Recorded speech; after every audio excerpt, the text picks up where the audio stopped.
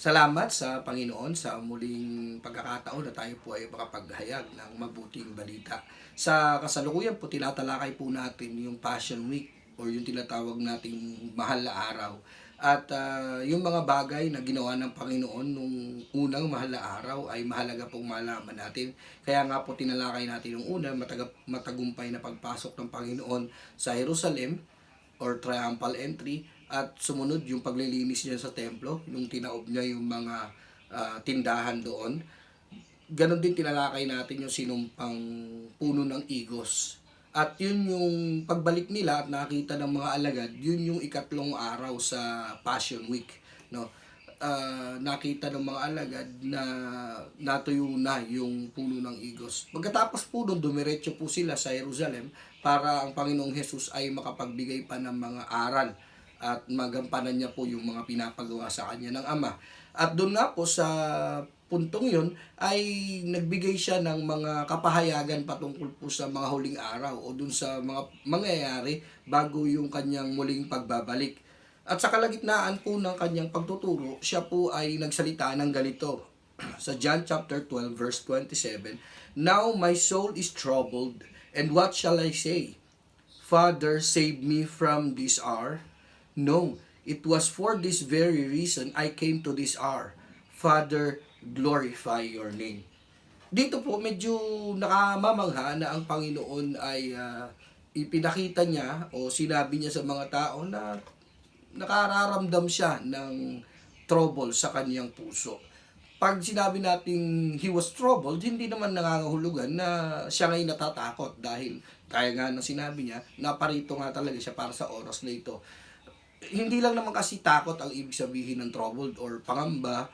Sa John chapter 11 verse 33, nung bubuhayin ng Panginoon si Lazarus, nakita niya yung kapatid ni Maria or kapatid ni Lazarus na si Maria na umiiyak. At ang sabi ng John chapter 11 verse 33, he was deeply moved in spirit and troubled.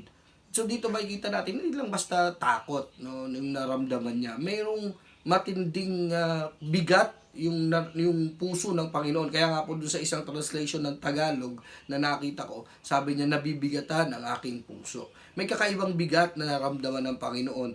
At paano ba natin i-describe ito? Parang isang tubig sa planggana na yan, pag walang gumagalaw dyan, maayos naman, hindi makikita mo panatag lang yung tubig yan. Pero subukan po ninyong biglang galawin yung planggana na may tubig. Ano po mangyayari doon sa tubig? Ganun po yung sinasabing troubled. Kaya nga po ito rin yung ginamit ni John nung nagkwento siya tungkol sa isang pool doon sa John chapter 5 na ginagalaw ng anghel yung tubig na may naghihintay doon ng mga may sakit. Ang sabi doon, meron daw bumababang anghel na Panginoon at ginagalaw yung tubig, no? At kapag na-stir up na yung tubig, ay pwede nang tumulong doon yung may sakit at gagaling.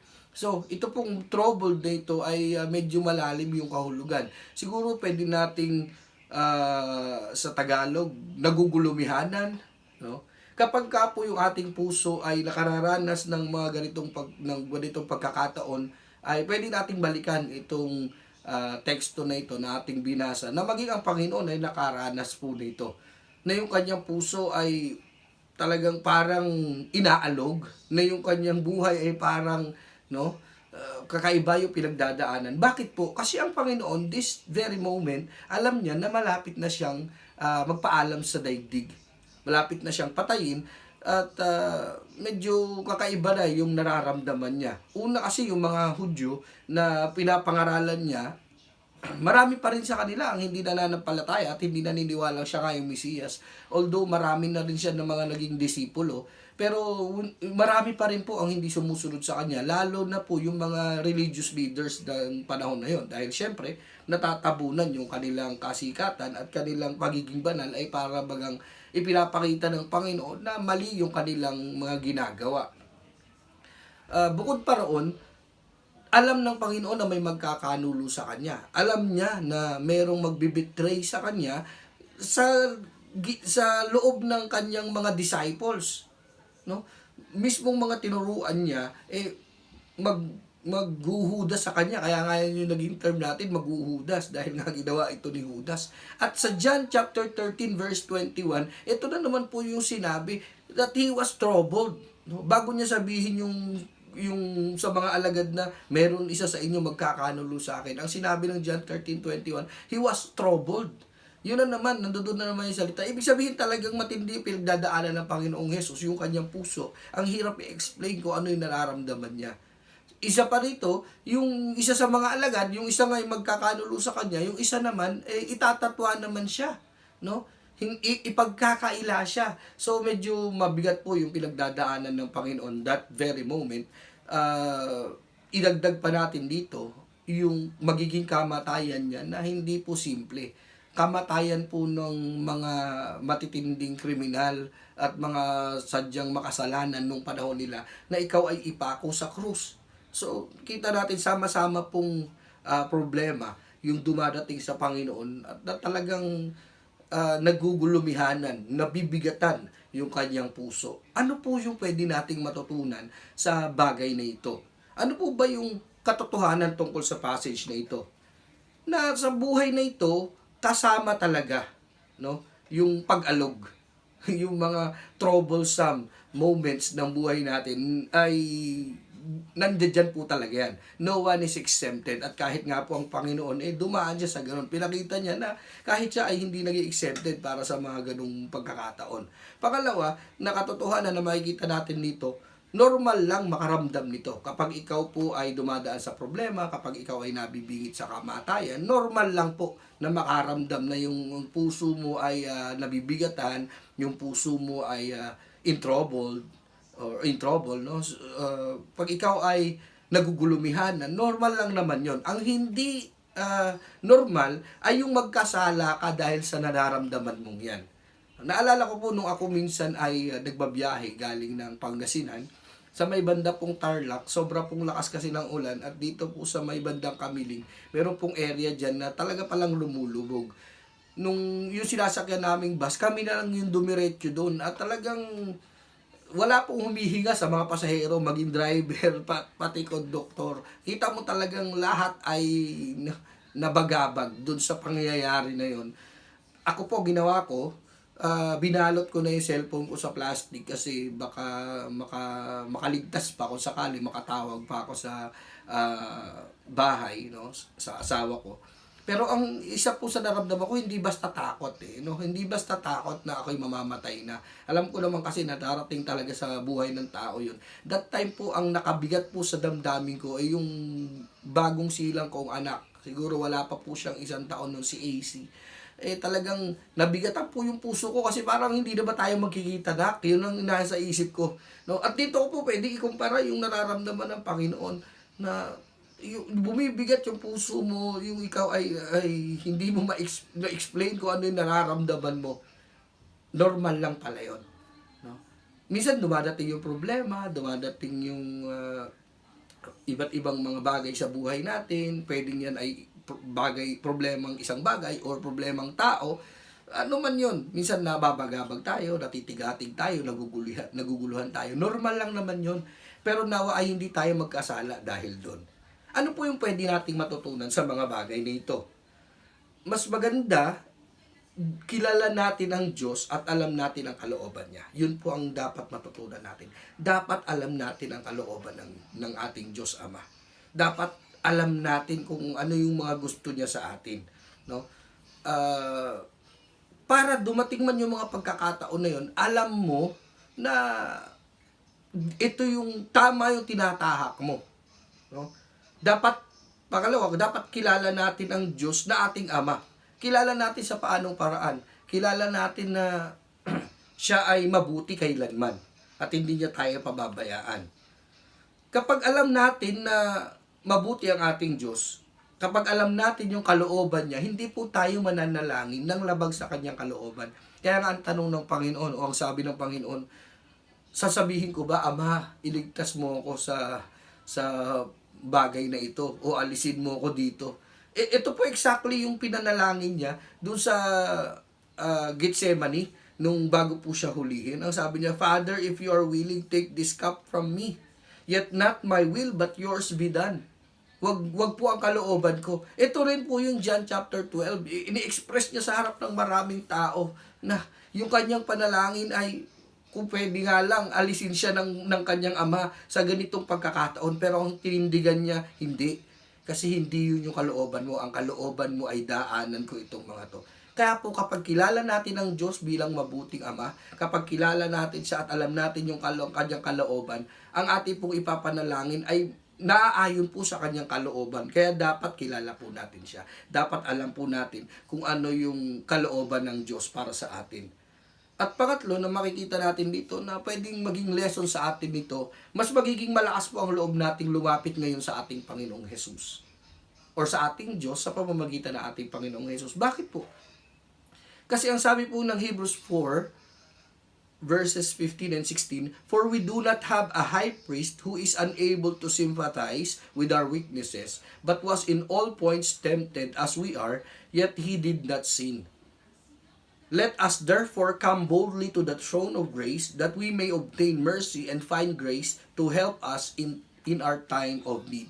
Dito po, ini-encourage po tayo ng sumulat ng aklat ng Hebreo na kaparehas po natin ang Panginoong Hesus nung siya'y nandito sa daigdig, nung siya'y lumakad bilang tao. Kaparehas niya tayo. Kung ano yung nararamdaman natin, nararamdaman niya.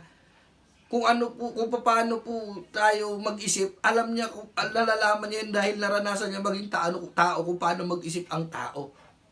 No? Pero ito po ang encouragement sa atin.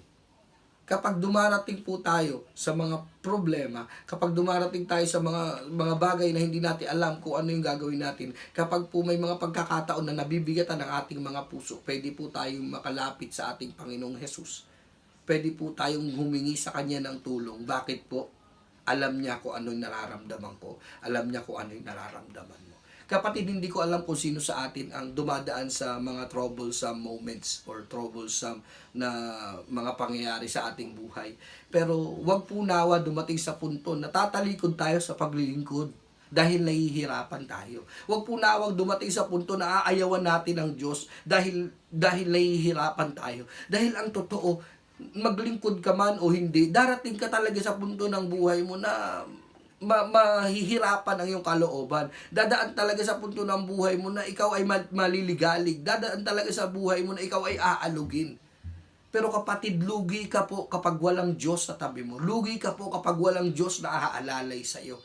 Ang nararapat po natin gawin ay ilagay sa kamay ng Diyos ang mga bagay sa ating buhay. Ipagkatiwala natin sa kalooban ng Panginoon ang ating buhay. At kung sakali man po na dumating sa punto na tayo ay magbibigay ng buhay, dumating man po na tayo ay mamamatay, mga kapatid, ito po ang tandaan natin. Pwede po nating ilagak ang ating buhay sa kamay ng ating Panginoon at nininiwala po akong hindi niya tayo pababayaan. Kung sakali man na mawala ang ating buhay na pisikal, ang ating pangangatawan, dalangin ko sa Panginoon, maunawaan natin ito. Tayo po ay nasa piling pa rin ng Diyos at hindi kailanman tatalikuran ng ating Diyos. Kaya po wag po nating alalahanin anumang bagay sa daigdig na ito. Wag mo lang nating alalahanin kahit pa nga ang kamatayan. Ito po ang encouragement sa atin ng salita ng Panginoon. Kahit nga po sa John chapter 14, nung nalaman na ng mga alagad na talagang magpapaalam na ang Panginoon sa kanila, alam na nila na unti-unti na nilang nauunawaan na mamamatay na talaga ang Panginoong Jesus. Anong comfort na binibigay ng Panginoon? Sabi ng Panginoon, "Let not your heart be troubled. No? Believe in God, believe also in me." Yun ang encouragement ng Panginoon. Alam po ng Panginoon na dumadaan sa mga bagay na ito ang kanyang mga alagad. Nabibigatan sila, nahihirapan sila. Pero kino-comfort sila ng Panginoon. At yan po nawa ang maramdaman mong sinasabi sa iyo ng Panginoon. No? Manalig ka sa Diyos at manalig ka sa Panginoong Jesus. Yan lang po ang tanging paraan. Ipagkatiwala po natin sa Kanya ang ating buhay. At huwag po tayong tatakas sa kalooban ng Diyos. Huwag po tayong aalis sa pagiging anak ng Diyos. Huwag po tayong aalis sa paglilingkod sa Diyos. Huwag po nating tatalikuran ang panawagan sa atin ng Panginoon dahil lang sa mga bagay na pinagdadaanin natin. Kapatid, dalangin ko, abutin ka ng Diyos sa mensaheng ito. Let me pray for you. Panginoon, salamat po sa kapatid kong nakikinig sa kasalukuyan.